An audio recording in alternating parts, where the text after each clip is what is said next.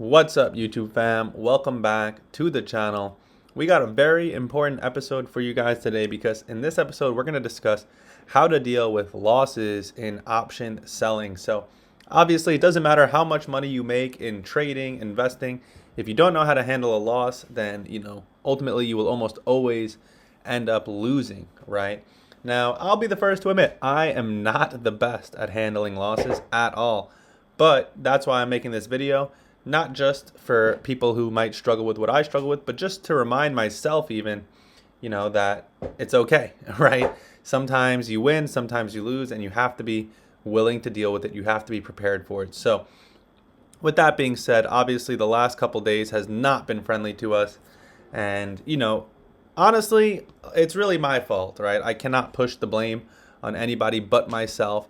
I need to take accountability for it, learn from it, and move on. So really, the gist of it is that we've been losing from this con L position. This is really where all of our losses have come from. And, the frustrating part is this is wiping out a lot of gains. All of the money I'm down is from this position. Obviously, we are still up since we started this channel, right? We're still up on the challenge as we've only invested 30,000. It was really 20,000, but we just put 10K in this week to make it 30. And yeah, all of the losses over the last week have really come from just one position, which is what option selling is, right? This is what happens when you sell options. A lot of times you will win 10, 15, 20 trades in a row and you might lose, 70% of that profit from the one loss. Now, the beautiful part about option selling is that it doesn't necessarily need to become a loss, right? It can always be a paper loss. And that's why, selling options on stocks that you genuinely want to be a part of, specifically selling cash secured puts on stocks you genuinely want to be a part of, is very important because that's what's going to give you confidence when the stock is going through a downtrend. Now, the first thing I did wrong with this position was I didn't sell cash secured puts. I went straight into buying shares. Had I gone into cash secured puts, I would probably barely be down because I did it before earnings. So I would have been able to get a very, very low strike. Obviously, I entered at 45 and my original strike for the covered calls was 65. So I probably would have had like a $35 strike on the cash secured puts. So I would basically be at even, right? Or at my break even price right now had I just stuck to, my strategy, which is cash secured puts. Now, I went through a lot of big wins with earnings, which made me want to buy shares because I was tired of watching stocks run while only collecting a small premium. But with that being said, sometimes you have to get humbled, right? You learn that you don't get greedy, you stick to the strategy, because as long as you're making money in this market and you're doing better than, the market, then you're in a good position, right? Like obviously, before I took this position, I was up double what the market was over the last 2 to 3 months. Now I'm probably break even, maybe even down compared to the market. So, it just goes to show, again, stick to the strategy that works and don't get greedy. Now, the first thing I'll say about dealing with losers and option selling is this is why position sizing is so important, because again, as long as you're selling options on stocks you genuinely want to be a part of, then being down whatever amount it is, you're not going to be so stressed about it as long as your position size isn't so large. Obviously, had I had my entire account in this position, I'd be down a lot more money and I'd really be stressed. But being that I'm able to have all of these other positions open, right, it definitely takes a lot of the pain away and eases the situation much better than had I been fully into this one position. So the first thing I'll say about dealing with losses and option selling is making sure your position sizing is not too large. In this case, I will say I still think my position sizing is too large. I probably should have gone 100 shares instead of 200, but it is what it is. And that's one thing I will plan to stick with in this strategy, is only either buying leaps to sell covered calls or going in increments of 100 to 200 shares. Like obviously, right now I have 1,700 available. I could technically find things to do with that 1,700, but I'd rather stick to, like I said, leaps or buying 100 shares or selling cash secured puts. This way it stays simple, right? Everything I do is in increments of 100 because the market is a very disorderly place and you have to create that order, right? The market, there's so much going on. There's so many stocks with news, so many events. There's just so many things happening, right? So you have to create some sort of order in your life, some sort of order in your trading. So for me, the way I'm creating order is by sticking to only purchasing 100 shares as opposed to, taking this 1,700 and buying an extra, 10 shares, 20 shares, whatever it is I could afford of this, or, just throwing it at something random, right? I'd rather stick to either buying calls that I can get, sell covered calls against, right? So in the form of a leap, or just buying 100 shares or selling cash secured puts, which requires 100 shares. So, definitely create some sort of order in your trading, in your life. But with that being said, the first way to deal with losses is making sure your position sizing isn't out of whack so that when something like this does happen, you have no reason to panic. Second is making sure you're in a stock that you don't mind holding, which is why if you were following me, you would know I was in XYZ before today with the intention of playing it for earnings tomorrow. Now, it still might be a great play, but just based on what I was seeing, it's just not a stock that I was really trying to hold. Like, obviously, this doesn't look terrible. It could be bottoming out, but I was getting a little afraid of the weekly and the higher time frame. Just that, it's very easily, as much as we'd like to believe that it bottomed and it's heading back up, to me, this weekly looked like it could have fallen back down. And to be honest, I wasn't willing to take that risk for this stock. Would I be willing to take it potentially for TSLL or NVDL or obviously CONL? Maybe. But XYZ, it's like, if the earnings did make it dump, do I want to be sitting in this for months right now? When I'm already in a losing position. Again, if I wasn't already in this CONL play, that might take weeks or months, then maybe I would have let it rock. But I just realized, like, especially with NVIDIA having earnings next week and just so much going on, I was like, you know what? I can get basically the same premium of TSLL and NVDL, maybe like half with the option expiring this Friday. So obviously NVIDIA has earnings next week. This is not for earnings. This is for Friday, right? 2 days from now. So I was like, I can basically get the same premium, $80, $100 less, without having to deal with earnings. I'm going to take it, right? And that's the thing about these leverage ETFs, guys. It's like, yes, they're risky, but if there's one thing you'll learn, you're better off being 2x leveraged on some of these really, really well-known stocks than just being involved in stocks that you don't know a lot about. Now, XYZ, I do know a good amount about, and I do believe in it as a stock, but obviously with earnings plays, anything can happen. And again, I just don't feel like dealing with that at the moment. I feel enough stress from this CONL position. And that just goes with managing losers, right? Not letting yourself get emotional, because as much as I'd love to YOLO this money or do something to make more, right? Like, I even considered when I had 3,700 available before I decided to take the TSLL puts, I considered averaging down on CONL, but I was like, you know what? I don't want to average down to a loser, at least not until it flips, right? Like, obviously CONL at the moment is still very bearish. Until it does something that looks bullish to me, I don't want to just keep burning my account. So it's about keeping a level head when you're in your drawdown, when you're losing. Obviously, we're also selling covered calls, which, listen, I'm not going to get, excited over this, right? Like, this premium is literally pennies. We've already collected, I think, $180 roughly worth of premium on this. So, we're going to be over 200 by the time this expires. So it definitely does ease the pain, but at the end of the day, yes, it is pennies. And obviously, we're going to need the stock to recover to make our money back on this position. Otherwise, we're going to have to just cut it. Now, this isn't a stock that I really want to cut. That's part of the thing. And ultimately, that's the issue with selling options, right? Is like, it's very hard to have a stop loss because you go into it with the intention of getting a better, better entry on the specific stock, right? So it's very difficult to have a stop loss. And that's why I really don't have a stop loss when I sell options. I'd rather just manage the position size accordingly and then get out if I find that there's a better investment. Because if you're always selling options on stocks that you want to own, it's very hard to have a stop loss, because every time it goes lower, you can consider that a buy the dip type of moment, right? Now, buying the dip only works if the asset will recover. And that's why these 2x ETFs don't scare me, because yes, it is leveraged. Yes, it will decay over time. But, if something like CONL or Coinbase is going to recover, it's not as fearful for me as if I was in a speculative stock that I have no idea is going to recover, right? So that's kind of where my head's at, and that's kind of my thought process with dealing with losses. Obviously, the other side of it is you can always continue to roll, right? You can always roll lower if you're selling cash secured puts, which again is part of why I regret not selling cash secured puts, because of the fact that, one, my strike would have been somewhere in this range, and I would have been able to roll even lower to get a better entry, as opposed to just being locked into this $45 entry while just trying to sell covered calls to mitigate the losses. I could have just been lowering my entry further and further along until ultimately it does recover, and now you have an optimal entry. So in my opinion, that's always the best strategy. but I understand why it's easy to get emotional, why I got a little greedy, because, if you've been following the channel, you would know we've been selling cash secured puts during earnings, and we watched multiple stocks rip up.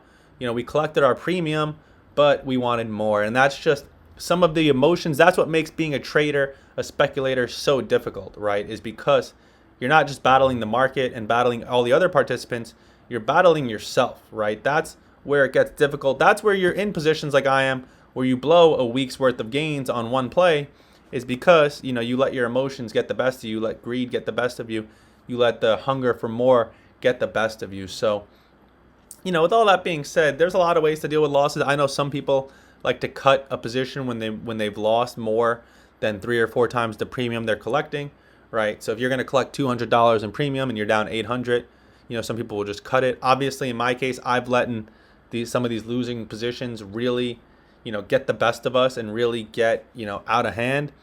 But that's the price. That's the game we're playing. And ultimately, again, Coinbase, it is a stock that, earnings was amazing. I really don't think anyone's going to compete with Coinbase in terms of the retail crypto market other than Robinhood, which, Robinhood's also one of my other favorite stocks to be a part of, but you don't get the premiums you get when you trade a 2x leverage like Con-L. So with all that being said, I'm still going to hold on for now. I can't sit here and say I'm going to hold this forever. Like, I do want to see this through and watch it recover and get, some juice, right? I want to watch it go up, because we've been in all of these positions that have gone up so much, but all we've done is collect put premium. Like, I want to actually feel a real gain on this account. Obviously, that feeling, right, that I wanted is what's created a loss. But right now, it's just paper, because we're still in the position. Technically, again, we're only going to be down 1,800 because we've collected 200 in premium. I don't love, and I've said this a million times, I don't love that this is a stock that doesn't have weekly options, right? So obviously, if we do stay in this, we're stuck holding for another month, which is ideally, if it does keep going down, I'll try to keep collecting more covered call premium, but I really just don't see it being held down for another month, especially if Bitcoin can get its footing here with demand and recover. But with that being said, there's a lot of great stocks, and that's the thing that makes it even more difficult about being in a loser, right? Obviously, HIMS is not something I'm going to get involved in at this point. I have friends that have gotten involved in, they're up very much. And there's a lot of stocks that are just going up, right? There's a lot of stocks that look good at the moment. Nvidia has been looking really good with earnings coming around.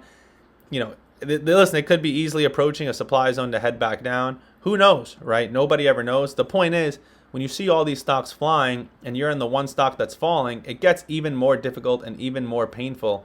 And that's kind of where we're at the moment. So with all that being said, dealing with losers is, one of the hardest things to deal with in this game. Right, I would say the 2 hardest things are dealing with a loser and dealing with a winning trade continue after you've left. But that's just what makes this game so difficult. That's what makes it fun at the same time, right? Is the infinite possibilities. You're never going to buy the bottom or sell the top. You're always going to have these moments where, it's just going to be very tough emotionally. And it's funny because a lot of the times those moments will come after you make money, right? Maybe you made 200, but you could have made 5. Maybe you made 1,000, but you could have made 2,000. So it's like, and then when you lose, you're in pain. So it's really about managing your emotions, right? Making sure that you're not going to be in pain regardless of what happens. If you lose, you're okay. If you win, but you could have won more, you're okay. If you win a lot, you don't get too excited, because that's what creates the possibility of you losing a lot and becoming depressed, right?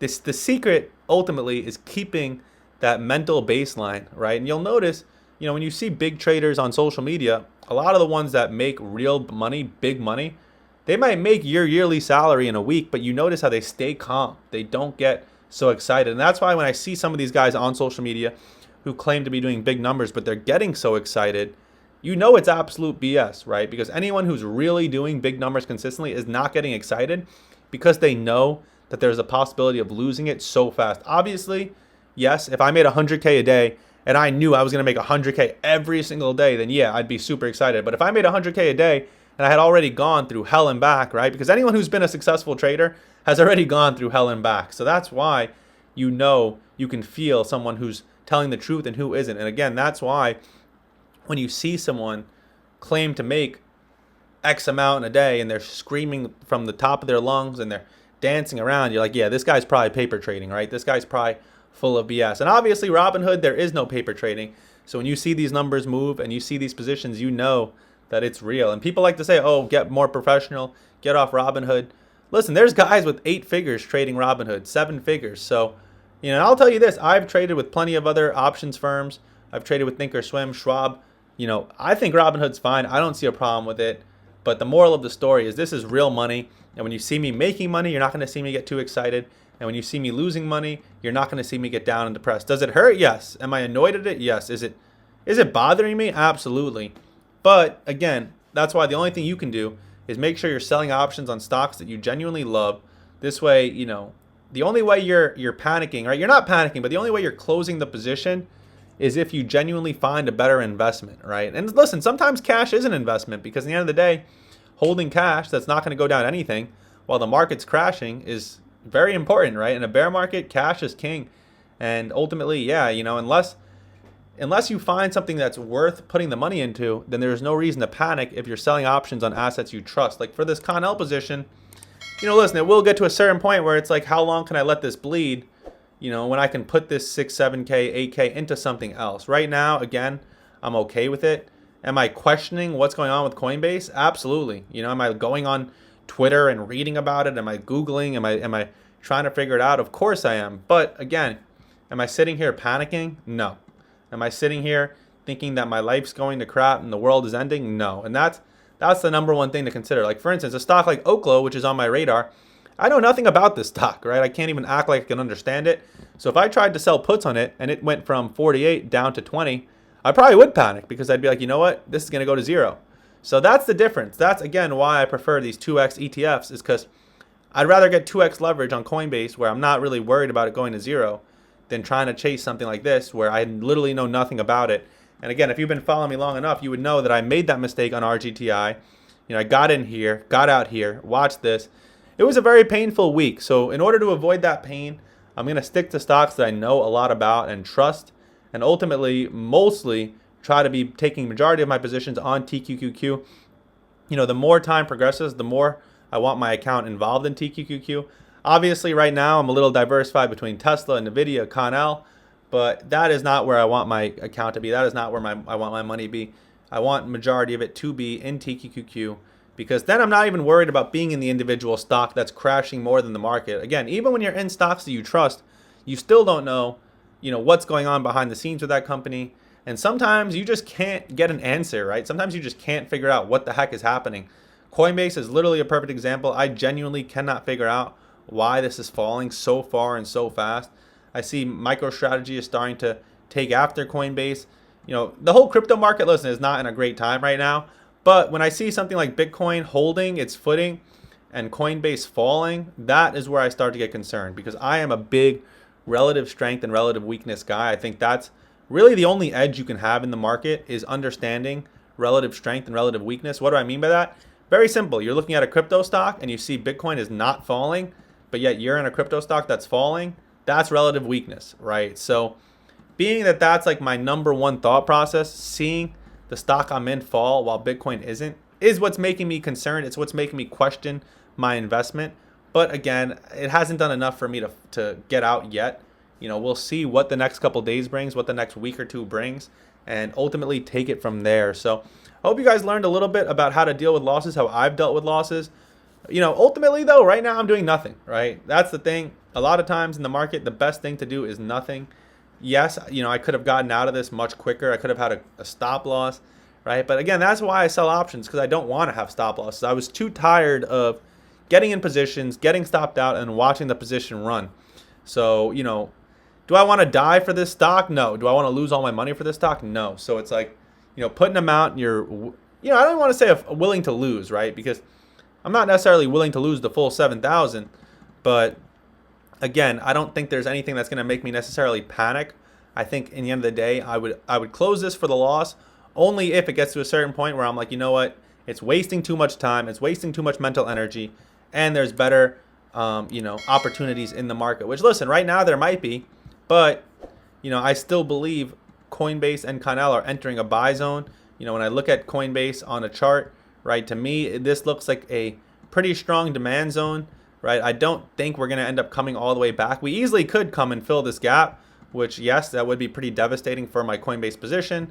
But there's also a good chance that we end up holding somewhere in one of these zones. So, again, right now, that's my thought process right now in terms of how I'm dealing with this loss. I'm just not doing anything. I'm not touching anything.